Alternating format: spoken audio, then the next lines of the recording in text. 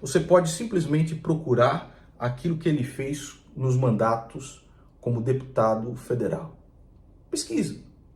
Ele teve um mandato útil, ele honrou o dinheiro que nós tiramos da goela para pagar o salário desses caras, ou não? Teve ou não teve?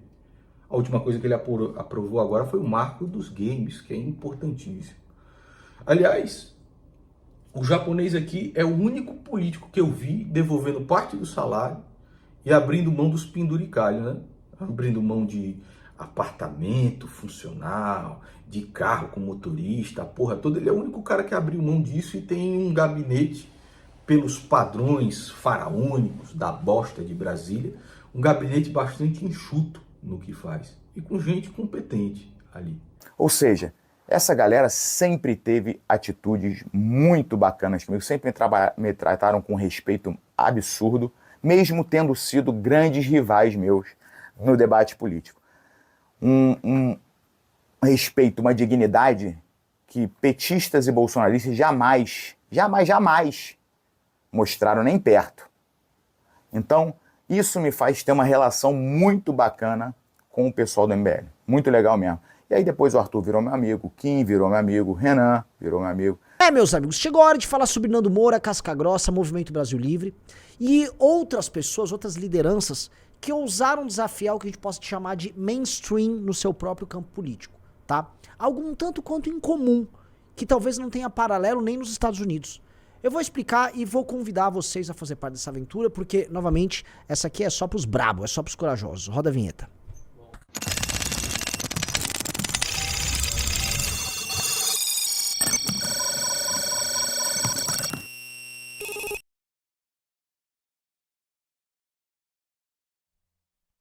Amigos, se estamos falando de gente corajosa, estou falando de gente que compra a revista Valete, tá? A revista Valete é uma iniciativa, assim, talvez a iniciativa que eu mais me orgulho em muito tempo, tá? É a primeira grande iniciativa cultural pé no chão no campo da direita, ou seja, uma revista impressa que vai pra banca, que você assina, que você tem que ler, sabe? Você vai fazer aquele café de manhã, faz o cafezinho, pega um pão de queijo, pega um pão na chapa, e você lê um texto, lê outro, você... Pegamos os melhores nomes da direita, botamos eles pra escrever. Fizemos uma revista bonita, papel bom, material pra concorrer com a Piauí, com as melhores revistas feitas pela esquerda no Brasil. Isso sabe o que acontece? Tá dando certo, tá? Pé no chão, mês a mês, toda edição, um orgulho enorme. E essa aqui, que eu tô te mostrando, é a edição de 1 ano, que vai autografada pra você.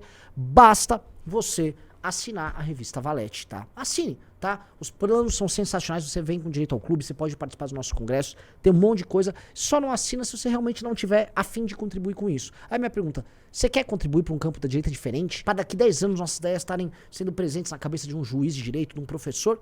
É assim que se faz, não é só com vídeo, tá? Aguardo vocês na Valete. Amigos, eu vou confessar para vocês que eu fiquei com uma agonia muito grande ao longo das últimas semanas, quando eu via o Nando especialmente o Nando e o Brigadeiro participando de inúmeras discussões com figuras de um neo-bolsonarismo ou de um pós-bolsonarismo, né? Tipo aquele Tiff, uma galera meio zoada, né?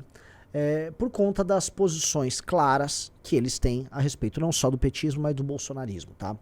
A ideia de você não aderir, que é a ideia que nós seguimos, é a ideia de você se manter fiel aos valores e princípios que você sempre teve, desde o início da sua jornada enquanto influenciador ou político, é uma ideia que ficou meio demodê, ela ficou meio restrita a uma determinada bolha, que é a bolha a qual fazemos parte.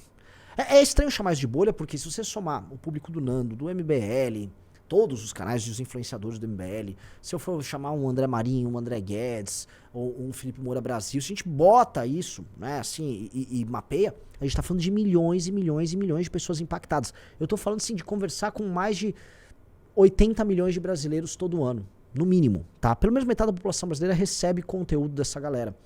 Mas, obviamente, grande parte dessa população, ela ouve, concorda em parte, discorda e fala, não, eu continuo votando no Bolsonaro, eu sou bolsonarista. A gente tem um nicho menor, mas é um nicho em expansão. E a ideia deste nicho é a de que nós não nos submetemos. E nós não nos submetemos não porque nós somos turrões, porque existe essa leitura de que, vocês são turrões, o Bolsonaro atacou vocês, tá? E tem gente que, inclusive nesse campo bolsonarista que concorda com isso, não, o Bolsonaro atacou demais mesmo, e os caras também não dão um braço a torcer. e acham que é isso, somos todos turrões, somos pessoas difíceis, né? Alguns falam que eles não receberam carguinhos, ou eles são vaidosos, quando não é nada disso, tá? Existem certas premissas que estão na cabeça dessas pessoas que elas são comuns e que tornam elas diferentes de outras pessoas. Eu boto aqui, por exemplo, o caso de um Kim Paim, de uma Te Atualizei ou de um Fernando Holliday. São pessoas que têm interesses ali imediatos, ligados a uma notoriedade que eles conseguem obter bajulando o Bolsonaro. O ato de bajular o Bolsonaro é um ato que tem uma mecânica de redes sociais com um torque muito forte. Você vai falar, como é que é uma mecânica, um torque? Você consegue crescer muito rápido, ou seja, o seu torque, né, a capacidade de acelerar, de crescer, seu torque é alto com o bolsonarismo, tá? Então os alunos de engenharia aqui podem me corrigir, vão até concordar, mas você tem um torque alto, você não precisa, vamos dizer, depender muito de esforço para você, né, rapidamente acelerar e ganhar seguidores. Isso acontece na casa dos milhares, porque milhares de pequenos influenciadores conseguem fazer isso. Eles conseguem crescer e virar um cara aprovado no selo do mito. E hoje você tem uma carreira completa, porque você começa a puxar saco do Bolsonaro, procura o PL da sua cidade, o Partido Liberal do Valdemar da Costa Neto, entra pro PL, recebe o selo do mito, um Nicolas grava um vídeo pra você, um Felipe Barros grava um vídeo pra você, dependendo do estado que você tiver. Você tá aprovado, você vira um político, você vira um influenciador e jogo que segue, tá? Tem um determinado padrão aí. Ou você às vezes é rico, aí você fala, não, vou pro Partido Novo, que é uma grife, é o Bolsonaro personalité, dependendo da cidade e tal. Legal, tem um método aí, tá? Isso faz com que você não precise, tá, desenvolver tanto o seu conteúdo e que você tenha, vamos dizer, respostas muito simples e fáceis para dar para uma massa de seguidores que tá buscando uma afiliação. E eu não vou chamar essas pessoas de gado. São pessoas que estão desesperadas buscando identificação e buscando grupo, buscando representação num país que sempre negou representá-las, tá? E é verdade. A grande massa daquilo que a gente chama de classe média no Brasil, e hoje a gente tem uma massa de evangélicos que veio de baixo, não se sentem representadas pelas lideranças políticas, pelo jornalismo, por sei lá, políticos, por artistas, etc. E aí elas estão procurando alguém que diga, eu penso igual a você e eu sou igual a você. E os bolsonaristas são muito habilidosos em sinalizar o mesmo conjunto de valores dessas pessoas. E aí essas pessoas, ao perceber que alguém pensa como elas, alguém é igual a elas, essas pessoas passam a perdoar qualquer defeito de personalidade que essas lideranças bolsonaristas tenham, porque esses defeitos de personalidade são os defeitos que um amigo seu pode ter. Eu vou dar um exemplo. Eu gosto muito do Tovit Lobato Lobo. Eu adoro ele, sabe? Foi produtor nosso aqui e tal. Ele é um cara legal, uma gente boa, mas vamos supor que ele, ele é meio briguento, ele briga com a galera, ele é meio turrão, né? Ele passa às vezes do ponto, às vezes até meio violento com os caras. Você vai perdoar porque ele é teu amigo, entendeu? Quem é amigo perdoa, mesmo sabendo que é um defeito ali. Às vezes os defeitos, não é o caso dele, mas podem ser de outra pessoa, são defeitos tão grandes, que, assim, já passa a ser uma passação de pano e você cruza certo limite, mas em nome de uma lealdade de grupo, você mantém o apoio a ele, tá? E onde eu quero chegar com esse tema? O público bolsonarista tolera uma relação abusiva que o Bolsonaro e os bolsonaristas têm com eles e tolera todas as falhas de personalidade, por exemplo, a covardia do Bolsonaro, ou mesmo os escândalos de corrupção e as muitas traições, porque eles se sentem parte desta comunidade. E num país que nunca deu guarida para as pessoas se sentirem parte de uma comunidade, isso é muito importante.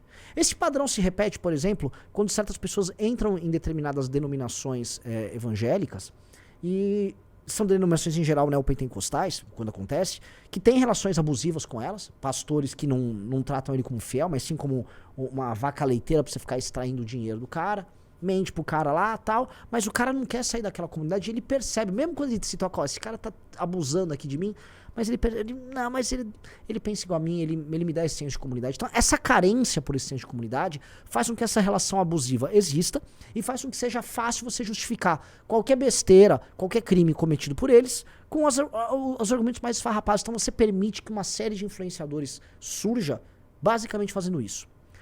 O que a gente faz é um tanto quanto mais difícil. Porque por mais que nós tenhamos, vamos dizer, o mesmo senso de comunidade, ou seja, a gente defende os mesmos valores que essas pessoas, ao não dizer, ao negar, tá, vamos dizer, a liderança de figuras que têm essas falhas de personalidade e falhas de caráter muito óbvias, o caso do Bolsonaro, e acho que o caso do Bolsonaro ainda tem um agravante que todos vão concordar, que ele é muito burro, então você nunca vai querer ser liderado por alguém que você considera mais burro que você, tá? Uma parte do público vai olhar e vai falar, mas não tô entendendo. Se você era pra ser parte da mesma comunidade do que eu, por que você não segue o mesmo líder? E aí surge o influenciador bolsonarista e fala, é isso mesmo, esse cara é um traidor. Esse cara está junto com um outro líder, que é o Lula, que é um inimigo. Ele é um membro falso da nossa comunidade, ele é o traidor.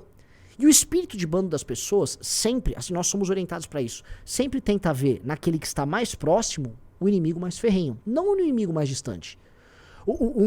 Um fiel bolsonarista, ele vê em nós, ou no Nando Moura, um inimigo, vamos dizer, muito mais intenso do que um petista que está distante.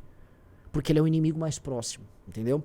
Então, esse espírito de bando é fomentado pelos bolsonaristas como maneira de ficar dono de um determinado público antipetista, e aí expurgar essa galera. Aí você vira uma espécie de fora da lei dentro do campo político da direita, que é o que toda essa galera virou. E há um problema para eles em nós sermos o fora da lei. Porque todo mundo que tem um intelecto um pouco maior, uma curiosidade um pouco maior, olha e fala, deixa eu ver o que esses caras têm a dizer. É muito estranho. É como se fosse aquele cara que se isola fora da vila, fora da cidade. Não, ele é demoníaco, ele é satanista, ele é uma pessoa muito má. Cuidado com ele é um bruxo. Em geral, homens jovens, tem um pouquinho de tutano a mais, eles costumam, deixa eu ver se isso aí, se esse cara é um louco. Aí vão e conversam e falam, mas não é que esse cara tá falando coisa com coisa? E é isso que vem acontecendo, em escala. E mais, muitas dessas pessoas começam a perceber que as falhas de caráter e de personalidade do líder delas são tão, vamos dizer, intensas, que já não dá, ela não aguenta mais perder ao lado dessa pessoa. E começa a procurar alguém que tem os valores dela, mas que vem criticando. Então isso está acontecendo. Isso está acontecendo. Então o processo atual está gerando uma série de ataques a todas essas figuras, porque a casa do líder está caindo. Aí você também pode argumentar, mas calma, como pode estar caindo a casa do Bolsonaro se ele fez uma manifestação agora lotada? Pois bem, é uma manifestação lotada porque o Bolsonaro tem um número de pessoas fiéis, altamente engajadas com ele, enorme. E essas pessoas vão até o inferno com o Bolsonaro. Mas nós estamos falando, no fim, de pelo menos metade da população brasileira, que são os antipetistas. Metade da população brasileira, se a gente for fazer esse jogo aqui, né, votou no Aécio, e isso não significa que todo mundo era aecista. Também votou no Alckmin ou no Serra, e não eram nem serristas, muito menos alquimistas. Essas pessoas são antipetistas. E essas pessoas estão abertas para ver outras coisas para além do Bolsonaro, por mais que o Bolsonaro tente amarrar elas a ele. Notou que ele puxa o verde e amarelo, ele puxa para ele todos esses signos. Tá? E eles estão percebendo que está começando a escorrer a imagem do Bolsonaro pelos dedos. Nas grandes capitais, por exemplo, a aprovação do Bolsonaro já não era grande, a rejeição dele é bem grande. Tanto que o Bolsonaro ele ajuda nas capitais, por exemplo, certos candidatos saírem para o segundo turno, mas ele no segundo turno passa a atrapalhar o desempenho desses caras, porque a rejeição dele é grande.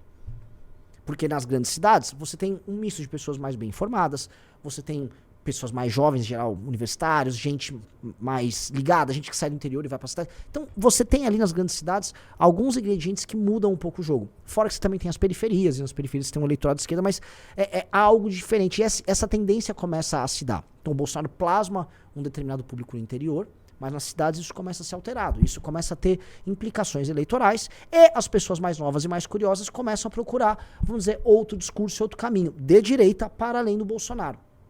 Esse é um fenômeno, vamos dizer, muito brasileiro e é muito interessante que ele está acontecendo aqui, porque quando eu olho para os Estados Unidos, não é assim. Meio que, em geral, todo mundo se rendeu ao Trump. E você também pode argumentar, o Trump não é tão ruim quanto o Bolsonaro, e de fato não é, mas vamos combinar que num país como os Estados Unidos, a liderança maior do campo da direita podia ser alguém menos tosco, menos aproveitador do que o Trump. Sim, realmente poderia. Tá, o Trump é um aproveitadorzão. Sim, o Trump nunca foi um cara desse campo. O Trump era um democrata. Ele joga o jogo da identificação. Ele usa o carisma dele pra isso, tal qual o Bolsonaro usa o carisma dele aqui. Mas o campo da direita, vamos dizer que tem uma postura crítica ali, meio que se rende a isso. Isso eu percebo com uma intensidade muito grande lá e não percebo aqui. E eu acho que essa característica distintiva de ser curioso, de ser leal aos princípios, de nadar contra a corrente, isso denota uma força de personalidade e uma resiliência muito grande, tá? E isso gera não só um senso de lealdade, mesmo, por exemplo, eu não converso com um cara como o Nando todo dia, nem ele conversa comigo. Nunca, é raro conversarmos, mas há um respeito da minha parte pra ele, espero, eu acho até que há também um dele pra comigo, ou com outras pessoas nossas, e mesma coisa com o Brigadeiro e tal, porque a gente percebe que dá pra seguir nosso caminho e dá pra fazer nosso trabalho, tá? Sem precisar vender alma capeta. E sabe, isso é muito importante, cara. Ter essa liberdade e saber que vai seguir o próprio caminho e ter pessoas que nos acompanham é fundamental. Então, por isso, assim, quando eu vejo essas brigas recentes que estão tendo e tal, eu vejo eles brigando, eu me sinto mal de eu não estar brigando junto com eles. Eu tô tocando tantos projetos que eu gostaria de estar mais envolvido nessas tretas, mas me dá uma sensação ruim, mas eu me sinto feliz porque tá todo mundo autônomo, construindo o nosso campo, e a gente vai poder construir uma alternativa política diferente pro Brasil, cara. Eu acho que vai. E por mais que a gente imagine que o Brasil seja um lugar muito difícil, e algo me diz que o que fez a gente não se render igual nos Estados Unidos será o mesmo princípio que vai nos fazer construir um caminho de direita para o Brasil muito especial. Então, é isso. Eu queria agradecer a todos vocês que também são, vamos dizer, aqueles que têm uma chavezinha a menos na cabeça aqui, uma curiosidade de conhecer algo diferente. E faço uma pergunta para você deixar aqui nos comentários. O que te fez questionar o bolsonarismo e procurar a gente? Eu vou ler todos os comentários, que eu sou muito curioso sobre isso, e vai ser um prazer falar sobre isso nas minhas lives. Então é isso, espero que tenham gostado. Beijos e abraços para todos vocês.